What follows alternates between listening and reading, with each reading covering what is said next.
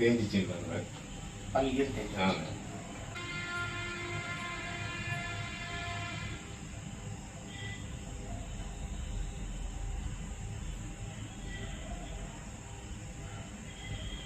சாப்பிட முடியுதா? முடியுது. காரம் சாப்பிட முடியாது, கொஞ்சம் கஷ்டமாக ஃபுல்லாக 2 பேர் இருக்கு. ஆமாம். எவ்வளோ நாள் இருக்கு? இது ஒரு 10 வருஷமாக இருக்குது. 10 வருஷமா இருக்கா? என்ன போட்டீங்க, என்ன பார்க்க போறீங்க? அந்த மாணிக்கம் மாவா ஒரு 4 காய்கள். எத்தனை வயசுல இருந்து பழக்கம்? அது ஒரு 15 வருஷம் பழக்கம். 15 வருஷம் பழக்கம். கல்யாணம் விஷயத்துக்கு பிறகு போட்டீங்களா? ஆமாம். இப்போ ஆனால் நீங்கள் பார்க்க போட்டுட்டு இருக்கும்போதே இந்த மாதிரி அந்த ஆரம்பிச்சு. ஆமாம் ஆமாம். உங்கள் டாக்டர்கிட்ட பார்த்தேன். சரி. உங்களுக்கு திடீர்னு ஆகிடும், திடீர்னு திரும்பி அந்த உங்களுக்கு ஃபேஸ்புக்கில் பார்த்துருந்தேன்.